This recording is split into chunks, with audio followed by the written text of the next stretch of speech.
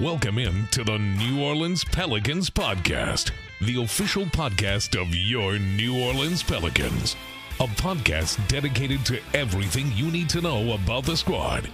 Hear from players, coaches, broadcasters, and those who cover the NBA on a daily basis. It's time to flock up.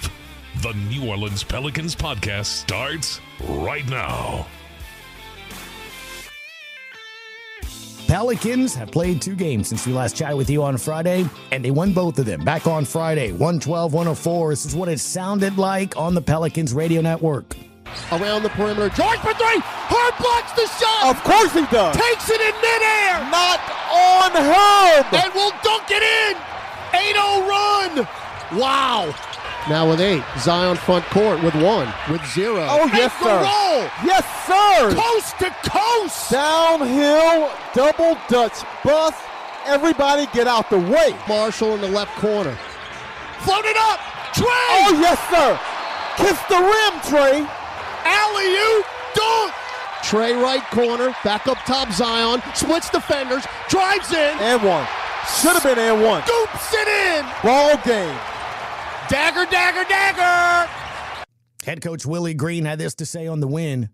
It was fantastic. We're all super proud of how we responded, taking care of home floor. And our guys collectively, they made winning plays after winning plays. It was a fun game to be a part of. Zion Williamson had an amazing night. 33 points, so much to talk about that. His thoughts?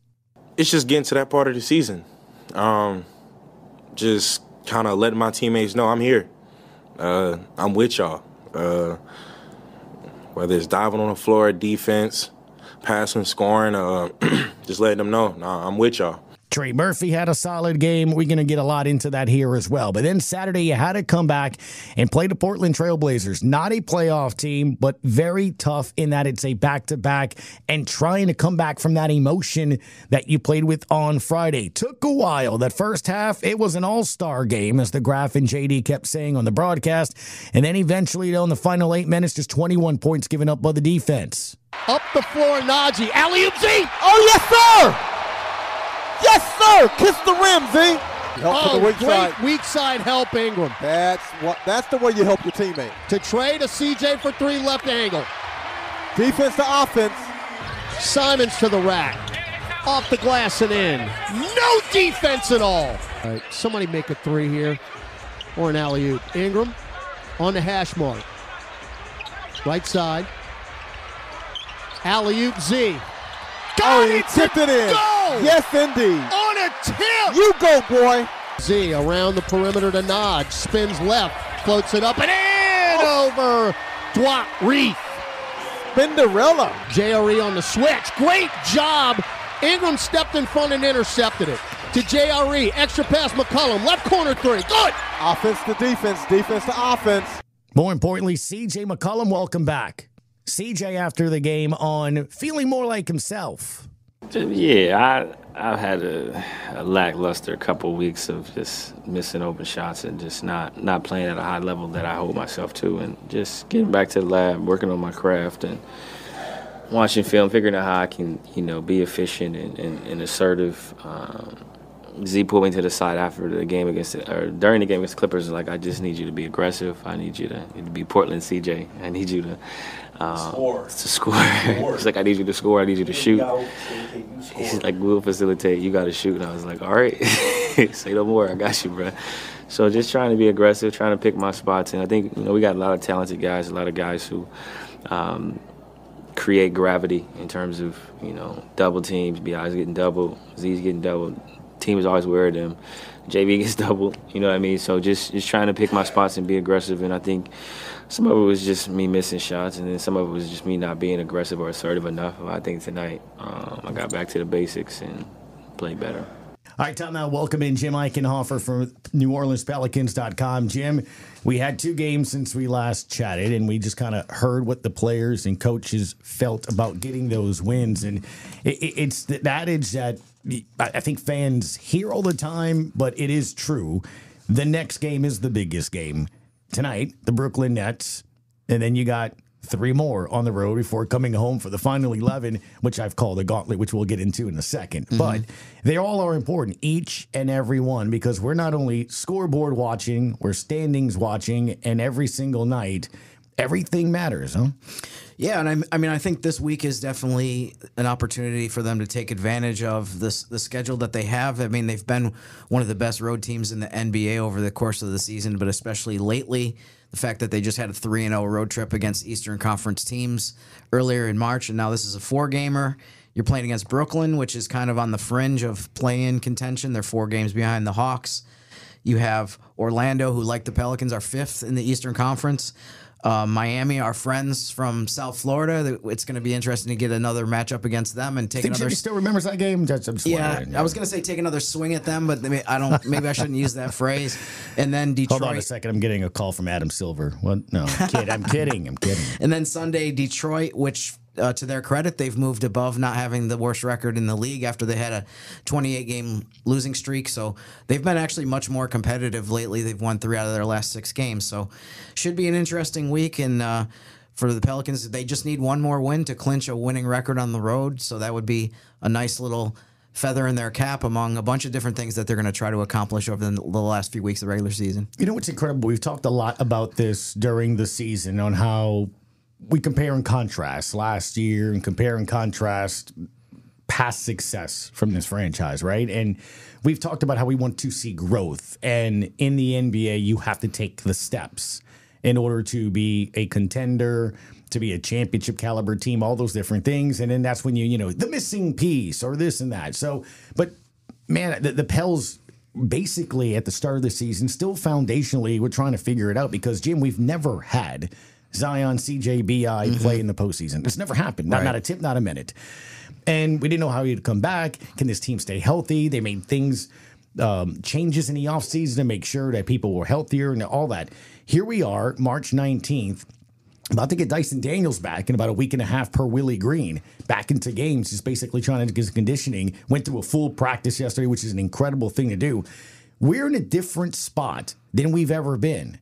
Right? 14 games above 500 with 15 games above 500. 15 games above 500 with 15 games to go tonight. Mm-hmm. And then when you take a look at the possibility of what could happen tonight, they go in for win number 42, which would match their win total from last season.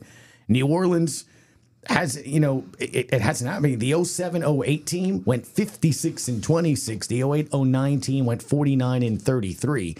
We thought 50 was a weird number to try to get out there, but Willie Green right after the All-Star break said, I like that number. Mm-hmm. Not saying he can get there, but it's attainable, right, when you look at it, but getting win 42 with the Western Conference being harder than it was last year when this team was in first place in the West through the end of that calendar year. I just think there is legit, tangible growth on what this team can do, and I think they haven't reached their potential yet. No doubt, and I think when you talk about the growth that they've shown this season, I think we saw the first inklings of this, the first steps last season when they started out 19-9, I think it was, and they were in first place in the Western Conference until the injuries kind of derailed everything. So the fact that they've built on that to a large degree, had the guys on the court to a much greater extent this season in terms of, like you mentioned, CJ, BI, and Zion getting to play 50-something plus games together. I mean, it's all right there right now. I mean, from the last time we talked, they were 3 games behind the Clippers. Now they're only 1 game. So 4th place is within reach and something that's possible. They only need to go 9-6 to get to 50 wins. Getting in the top 6 is also something that is very much a possibility. They're 2.5 games ahead of Dallas, which is in 7th place, and Phoenix, which is in 8th place right now. So there's no doubt that they've made a big jump. And this weekend was really big from a tangible standpoint of being able to create some more separation between themselves and some of the teams behind them. No, Sacramento pulled out an overtime win last night against Memphis, but Pelicans have a 2-game lead on them, and it's really 3 if you factor in the tiebreaker. Right. So they're sitting pretty well right now. They just have to keep winning and keep having the success, especially on the road, that they've had lately. That's been very impressive, and I think within a week or two, they'll be in even better position than they are right now. the word peak, you hear that a lot from people like us, right? In the media, people that write things. You want to be peaking at the right time. You want to be playing your best ball, whether it's in baseball, going to the playoffs, football, things of that nature. I mean, there's a real tangible, analytical thing that you can look at and be like, hey, this team's playing better. It creates that team will be dangerous if you have to face, right, in the postseason. The Pels right now, Trey Murphy seems to be Trey Murphy, guy that can play on both sides, knock down the three, attack the rim. It was nice to see C.J. McCollum hit a couple of threes, right? Sure. That was solid. Yeah, it was a good bounce back. Brandon Ingram's defense on Saturday was incredible. You just heard it in the highlights there. I mean, every other highlight is Brandon Ingram stealing the ball and doing those different things. But my goodness, what we're seeing with Zion Williamson right now, it's special, isn't it? Yeah, I mean, he's been one of the best players in the league over the last couple weeks. He's 8th in the NBA in scoring average over every team's last 5 games. He's averaging over 28 points during that span. He's been pretty much every single night he's getting you 20-plus points. His rebounding has gone up as well. His activity on defense, I think, is really high. And one of the things that you can't really measure in stats that I've noticed is it seems like he's just showing a lot of emotion on the court. He's pumping his fists after highlight reel plays. He's getting the crowd into the game when we're in the Smoothie King Center. It just seems like he's in such a good space right now, physically, mentally, emotionally, and is having so much fun. And I think that's bleeding over into, especially the home games. The fans are just loving the way he's playing lately. To me, and I think I've brought this up so many times over the last couple of days, the tip play. Look, there were so many alley-oops and dunks and things that's happened in the last couple of games. I go back to the Clipper game on that Friday where C.J. McCollum, right wing, tries to hit a three. It's off the mark. There's several Clippers there. Zion tips it back out. It goes to him. He reestablishes himself in the right block, calls for the ball, attacks immediately, scores. And that kind of spurred the Pels to a bit of an offensive run there. The diving on the loose ball, for the loose ball on the court. Just there's certain things. And then you listen to CJ after Saturday say that in that Clipper game, Zion went up to him and said, hey, I need to see Portland, CJ. I need you to be aggressive. I need you to do those things.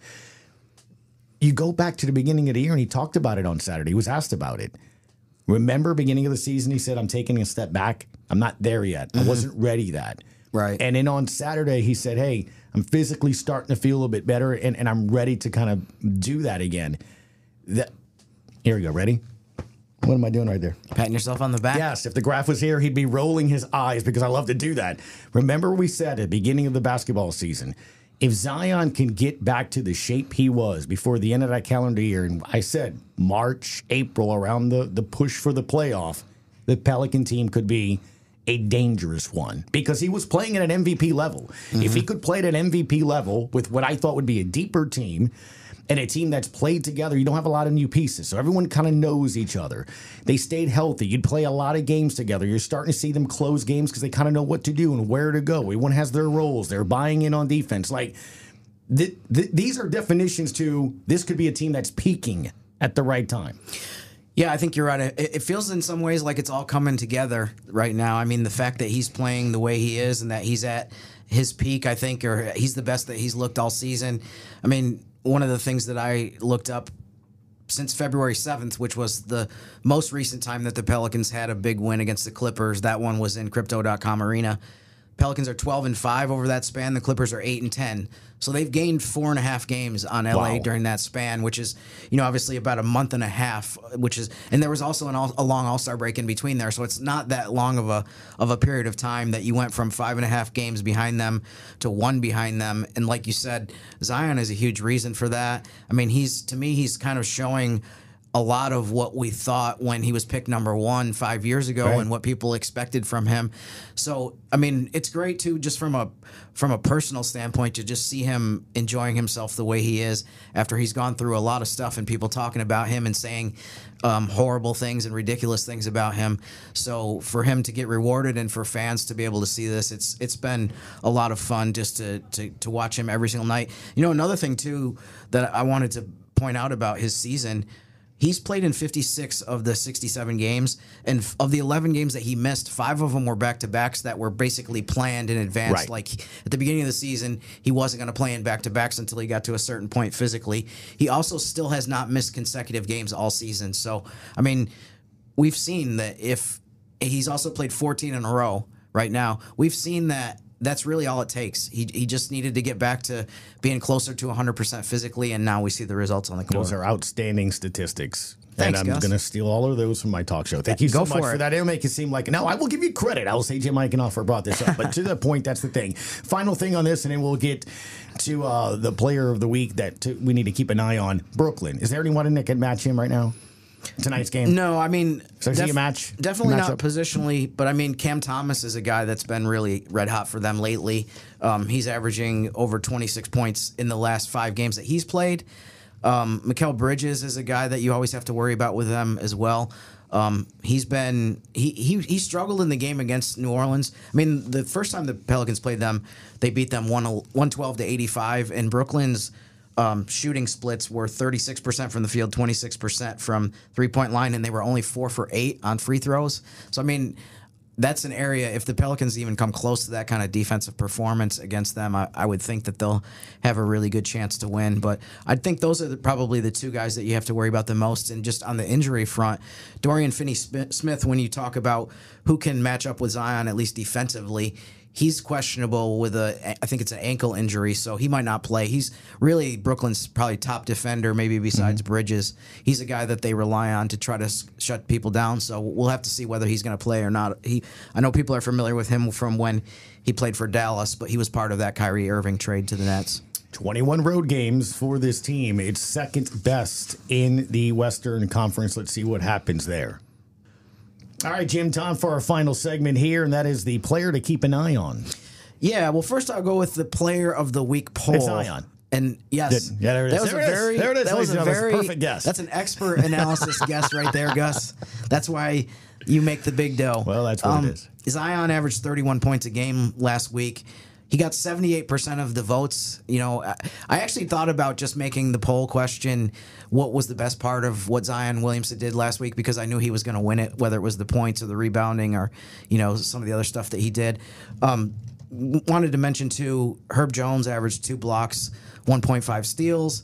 He got 12% of the votes. Trey Murphy had a 49-39-100 split, which I'm sure Mama Murphy would be very pleased to know that he did not miss a free throw last week while the Pelicans went 2-1.